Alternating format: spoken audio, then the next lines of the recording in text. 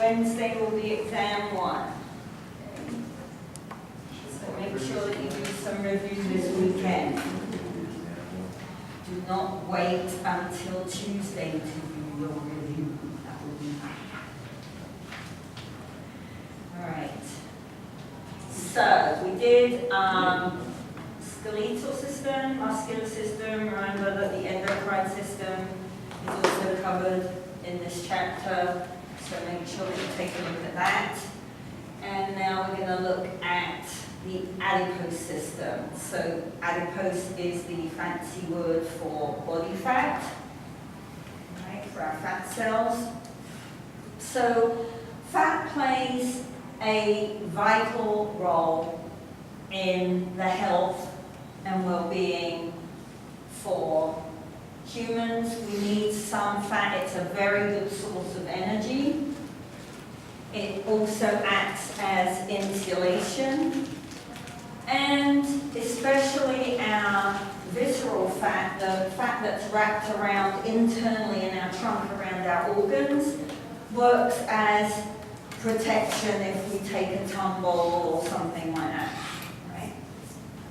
So prenatally, we see very rapid growth of adipose cells during month 8 and 9. So quite often, if you know someone who's pregnant, especially if she's quite small, she may barely show that she's pregnant, and then all of a sudden in month 8, her belly pops out, right? Because that baby is laying down fat cells like crazy during month 8 and 9. Okay? So about a pound, just over a pound of their, on average, 7 to 7.5 pounds when they're born is fat. Okay, so nice little chubby babies. So then we see in the baby that fat deposits continue to increase rapidly over the first 5 to 6 months. There is some research that is suggesting that the amount of fat the baby puts on during month 1 might be related to how overweight or obese they are at 4 years old. So we want the babies to be putting on fat cells, but we want to try to control it over the first month or 2. We don't want them ballooning up very rapidly during the first 4 weeks. We think. It's a relatively new area of research. It'll be interesting to see how that continues. Then we keep putting on adipose cells through that growth spurt that we saw at the beginning, and then during the plodding time up until around 8 years, so up until just before puberty. During puberty, we see girls increasing fat cells a lot more than boys, typically. It's much more dramatic for a girl because the boys have muscle mass being laid down in response to the testosterone release. All right? Girls lay down fat cells in response to estrogen release, unfortunately. Right? So then, hopefully, if we can keep them active, they don't suddenly become overweight during puberty, having not been overweight before puberty. Right? So again, making sure that our children are active plays a role, because if during that year or 2 of puberty, when she's putting on fat cells, she puts on a lot of fat cells, it becomes then much harder. Now I'm 14, 15, 16, I'm overweight, now I've got to lose that weight, and it becomes difficult, right? We talked, when we were looking at muscle tissue, that post-birth, the growth in muscle tissue is mainly hypertrophy, right? We don't lay down a lot of new muscle cells. Mostly the cells that we have are getting bigger. When we look at the fat system, at the adipose system, it's a little bit different.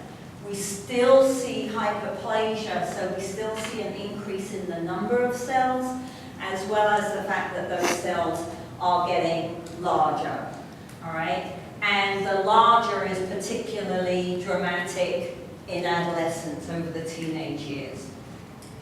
The problem with this hyperplasia idea is that fat cells don't ever go away.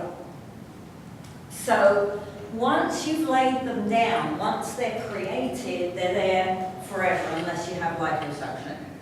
All right? So what happens for someone who is overweight or obese, when they lose weight, they drain, it works almost like a balloon, right? So like a water balloon. So, all these pens are there. This one. All right, so I have these adipose cells viscerally and subcutaneously under my skin, and we put on weight and they fill up with triglycerides, with fat, right? And I get overweight. When I lose weight, I can drain the triglycerides, drain the fat out of these cells, but the cells stay there. That means that the potential to become overweight is sitting right there waiting to get filled up again. Whereas if you didn't lay these cells down, genetically, as an adult, it's quite difficult to create extra adipose cells. You have to work really hard at it. Now, obviously, we're very good at working hard at it, otherwise we wouldn't have so many hugely obese and overweight adults, right? But technically, genetically, it's quite difficult. It takes a lot of energy to create new fat cells, right? So if I can stay lean all the way through childhood and teenage years, my chances of staying lean as an adult are that much better. I have to really over-consume calories and underspend calories to become that overweight.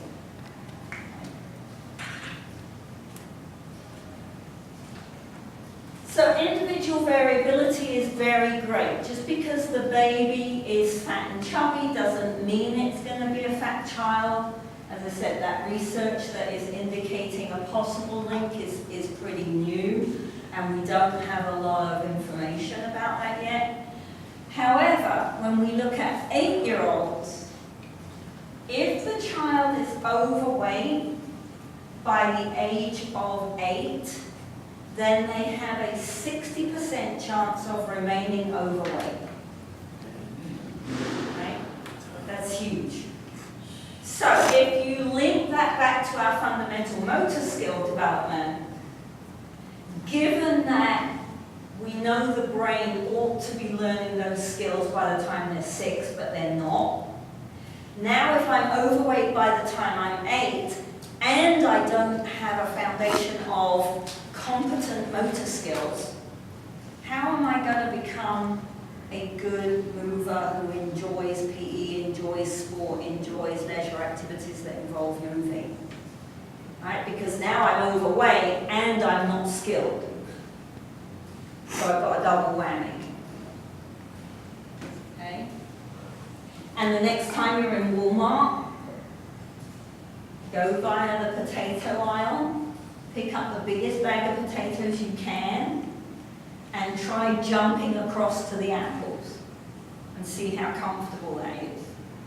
And then imagine being 8 or 9 years old, or, as those of you who are in lab and have seen Jason this week, 4 years old and weighing 72 pounds. Right? Imagine how that is going to develop over the next 2-3 years. Picture isn't very promising. So his teacher and I were talking about that today. What can we do? They have family meal time. So the food is put in the middle of the table and the children are allowed to help themselves. They are not allowed to tell him he can only have 2 bowls of cereal. So he just keeps eating. He just keeps serving himself up food. He can't even sit in the chair. He just keeps serving himself up food. I'm like, you have to do something. She said, we're not allowed. I said, well, let's see. Perhaps we can bend the rules slightly. How about if when you eat a bowl of cereal, you go, oh, I was so hungry and now I'm feeling pretty full because I had that bowl of cereals. I think maybe I'm just going to have a half a scoop and that will be enough because I'm going to be full up. Because we got a model. So I mean, if we're not allowed to tell him he can't have 3, 4, 5 bowls of cereal, we've got to do something, right? So, very depressing. I have great fear for that child. I'm like, okay, I'm going to do the next small person CPR course that is running in a couple of weeks. I'm going to do it because I'm so scared of this child having a heart attack on the playground during PE. I'm like, okay, I have to make sure I'm ready for this. All right, so we have these adipose cells, okay, and the distribution of those cells changes across childhood in particular. Children tend to have more what we call visceral fat, more internal fat around their organs, and less fat subcutaneously under their skin. So when you look at some of the 3- and 4-year-olds or the 2-year-olds at the CDC, you'll see they've got nice kind of round tummies, but they don't look fat, like their arms. I mean, the regular, obviously not that particular child, but the regular kids haven't got like wobbly arms and wobbly legs, but they have this kind of round tummy because they're carrying their fat internally, inside, wrapped around those organs rather than under their skin. So their visceral fat increases faster than their subcutaneous fat at that age. Once we get to around 6, or around kindergarten, 1st grade, then we start to see increases more in the subcutaneous laydown of adipose tissue. So this stuff that's under our skin that hides our muscle definition, right? Until we get to around 12 or 13, we're getting into puberty. When we're in puberty, boys tend to lay more subcutaneous fat around their trunk and less on their arms and legs. The girls, we see a lot more fat deposit for the girls anyway, and they tend to lay it down all over, like across their trunk and their limbs, although they do tend to put more on their legs than they do on their arms. Right? So, all the time you've got to question yourself, all the time, what does this mean? If I look at my constraints triangle, if I suddenly put on a lot of fat and I don't have the muscle mass to move it, then my ability to do motor skills is going to decrease a little bit. Right? My flight time will decrease on my running, my ability to hop and jump will go down, my ability to move fast enough to catch the ball that wasn't thrown directly to me will go down. All right? So then I start to become less successful at these movement skills. By the age of 4, girls are already more sedentary than boys. Now, we put them in a situation where they're likely to be less successful than they may have been earlier, and so they become even more sedentary and less likely to choose physical activity as an option during their leisure time. So, all the time, right? Whatever you're reading, whatever you're thinking about, what you're watching with the children, be thinking about what is the interaction, what's the outcome of this that I'm looking at, right? Are there links between behaviors that we see? Right? Be critical, be thinking all the time. Be a critical reader, don't just read. Right?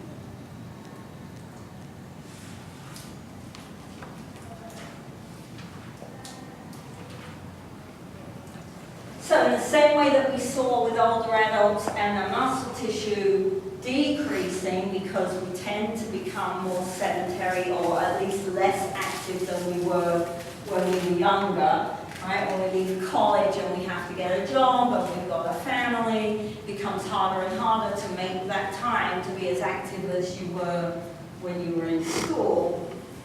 Then both men and women show a tendency for the same reason, because their activity levels typically decrease, to gain more fat while they're losing muscle. Right? On average, between the ages of 20 and 50, women put on about 26 pounds, men put on around 18 pounds. That's a significant amount of fat mass to increase body. Okay? In the 50 plus age range, we might see some weight decrease, but it's often because if they are not very active, they're starting to lose bone density. Bone is very heavy. So if I start to lose bone density, I would lose weight. And remember that at 50, we start to see a much more rapid decrease in muscle mass. All right? That is genetically driven, not so much like lifestyle. I mean, lifestyle impacts it, but we're going to start losing muscle mass in our 50s anyway. Okay? Increases in trunk fat in adulthood are much more readily going to occur. Also higher risk. Visceral fat is much more tightly linked to the risk of type 2 diabetes than subcutaneous fat. So it's a problem when we start to put on fat here, but our arms and our legs are staying relatively thin. That's what happened with my sister. She's always carrying her weight here. Her legs are long and lean. Her arms are pretty lean. All her weight is between here and here. Absolute perfect type 2 diabetes case. She's classic. I wish I had filmed her for the last 15 years, because it's a perfect example of what was going to happen. All right? So, if I'm putting on fat around my belly and my trunk, and my arms and legs are relatively smaller and not putting on muscle mass or fat mass, then I start to become mechanically less stable. Right? It's a little bit like being pregnant. Remember we said when we're pregnant, we're much more likely to tip over because that baby moves my center of gravity out to the edge or past my base of support. Well, the same thing happens if it's not a baby and it's extra visceral fat, right? It shifts your center of gravity. If you look at it from the side, right?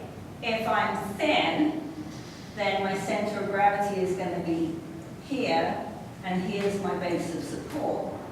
But if now I'm fat,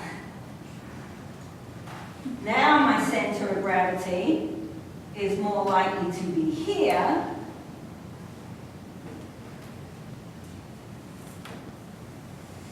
and I become unstable. difficult to maintain my balance. If I am worried about losing my balance, what is that going to do you think, to my physical activity levels? Decrease, right? Because I'm scared of falling over.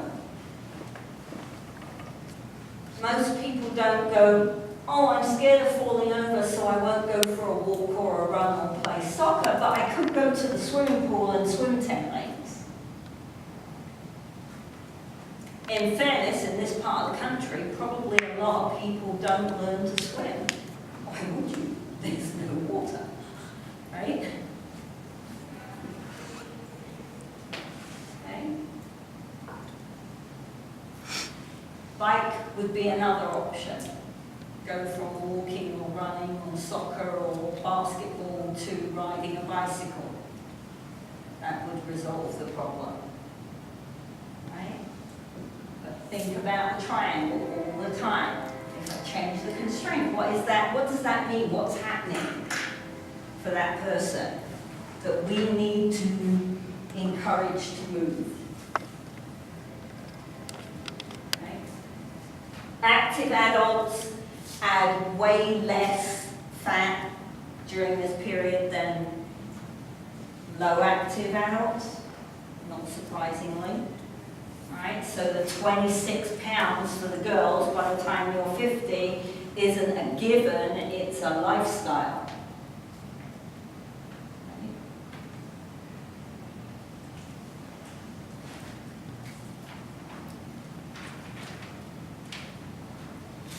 Questions on adipose system?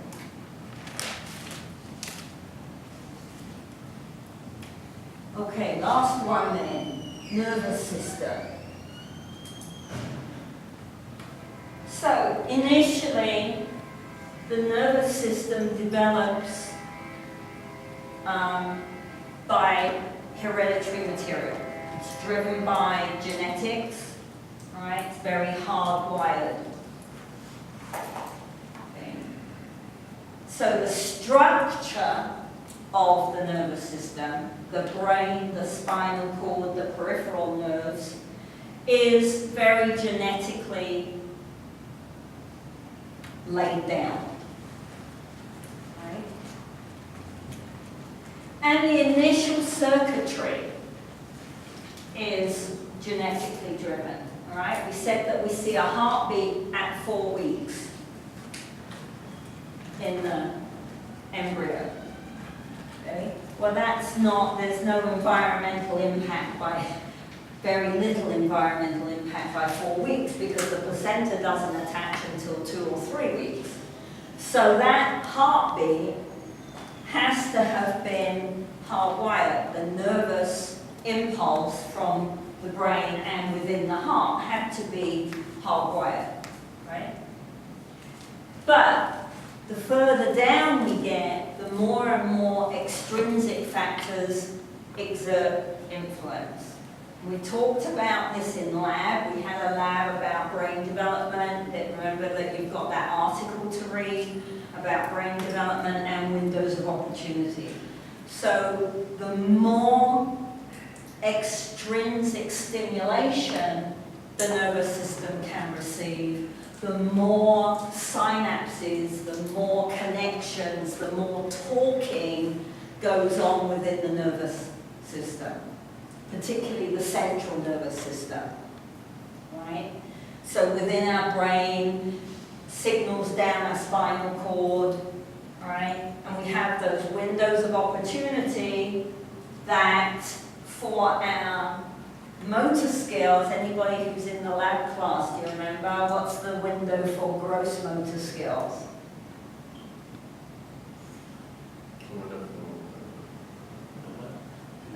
5, right? Window of opportunity closes around the age of 5 to 6, around 5. The window for fine motor skills got a little bit longer. It's about 9 or 10. Right? So during that time, we make trillions of synaptic connections, trillions. And we're fine-tuning them all the time. And then after the age of 10, we start to prune just like roses, right? We start to prune the connections that we don't use a lot of. Right? Doesn't mean we can't make more connections as we get older, we can, and now they're finding even in the very elderly, if you give them stimulation, they can develop new synaptic connections in response to that stimulation. So crosswords, any kind of board games or card games, you know, giving them balanced tasks to do. They're still able to create new synaptic connections within their brain, even into your 80s. Right? So very quickly, prenatal, just because we didn't talk much about the nervous system prenatally, right? Generally, we see neuron formation. Neuron is a nerve cell. That nerve cell is then going to differentiate into a general type of cell and migrate, and then once it's in place, it will start to become a particular kind. If you look at pictures of nerve cells, we have like a motor nerve cell doesn't look like a nerve cell in the brain. They've got different shapes. They all have a cellular body. They all have axons, all right, that carry the signal to the next tissue, whether that's a nerve cell or a gland or a muscle, all right? They all develop dendrites that synapse with the previous cell. Right? So by about month 6 in the womb, the neurons are in place. Okay. When we're born, we have about 100 billion neurons. I don't know how they come up with that number, but that's what they estimate. And what they think is that we overproduce neurons within the womb so that we've got some wiggle room for cutting some back, or for some of them not surviving. Teratogens, our nice teratogen idea, could impact the development of the nervous system, because what they think is that it might, if we go back to here, that there's a possibility that a teratogen could interfere with the cell's migration. So it's trying to move to where it wants to go within the little blob, and the teratogen interferes with that movement. Right? Late in the prenatal stage, we start to see firing. So our nervous system is capable of carrying electricity and a current, okay? So we start to see the firing of electrical impulses. Everybody gets very excited because the baby starts kicking, right? If we didn't see the nervous system developing to that point, we wouldn't have kicking in the womb.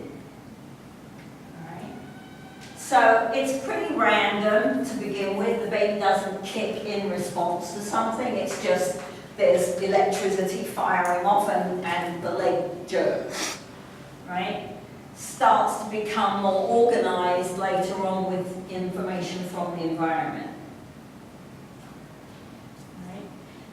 Our neural network becomes more efficient with experience. So the more movement experiences we can provide these children, the more sophisticated their neural network with regards to their motor system and the talking between the motor and the sensory system will become.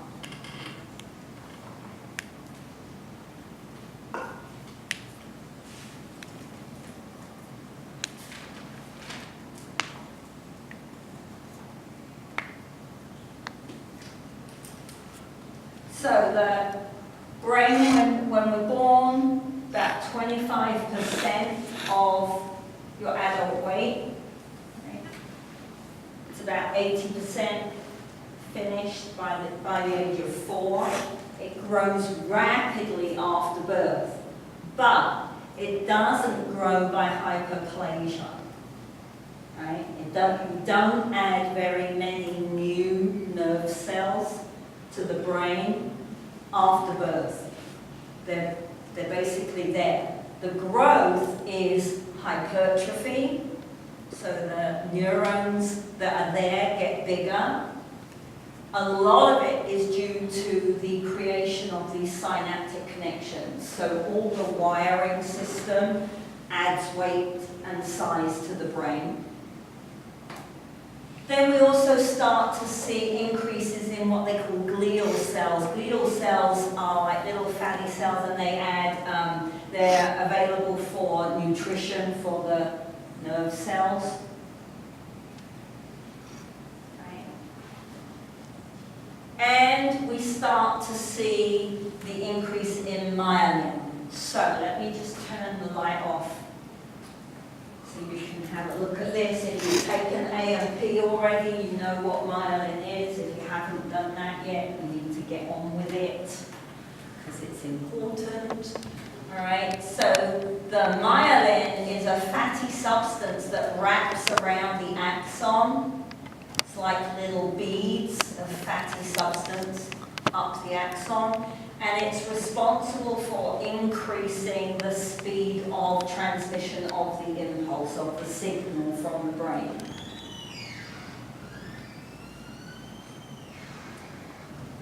So, for the baby and the toddler, while this rapid growth is occurring in the central nervous system, poor nutrition for that child might stunt growth within the nervous system, central nervous system.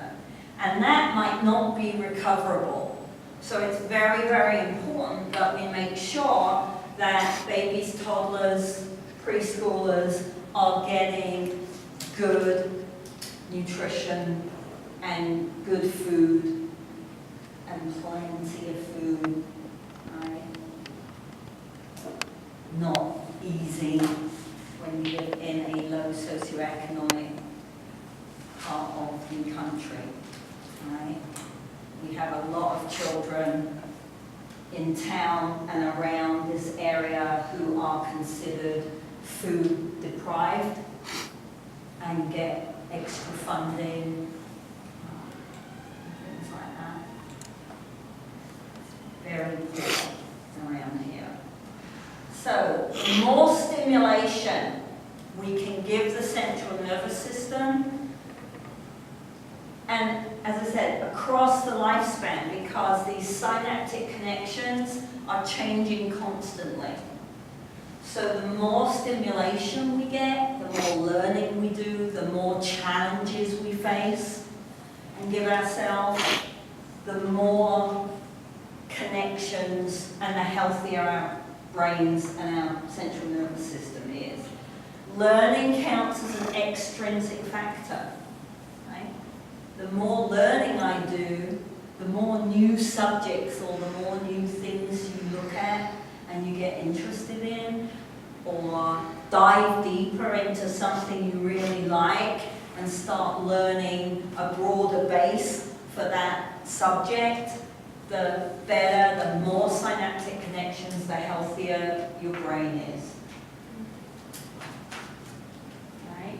MRIs, now we're getting really clever with our equipment, right? We can start to look at things in a lot of detail. The development of MRIs now gives us the possibility to look at what's going on in the brain. And we see that certain areas of the brain expand when they're frequently used. Right? And they can take all kinds of, if they put you through an MRI now, they can look at which parts of the brain light up if I ask you to think about X, Y, or Z. Different areas light up.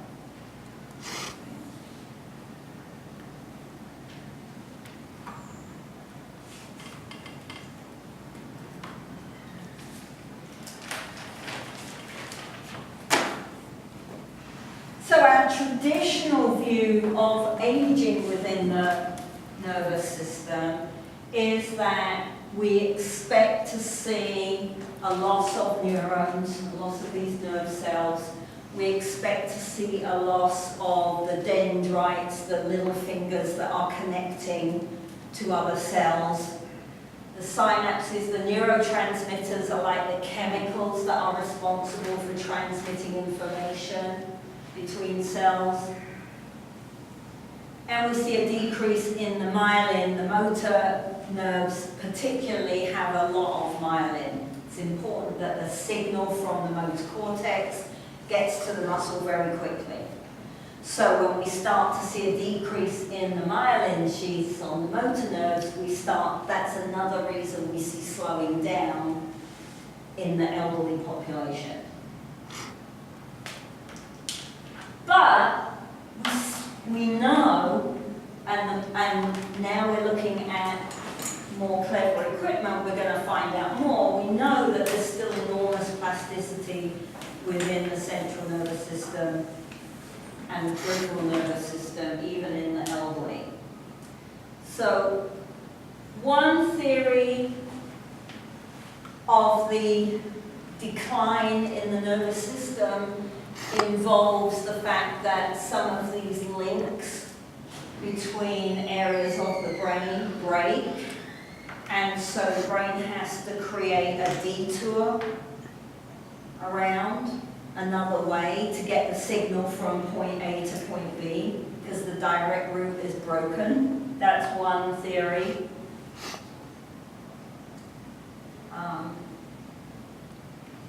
We know that exercise improves cognitive function. Not permanently, but there is a quite large window after you've exercised where you are cognitively more aware. Right?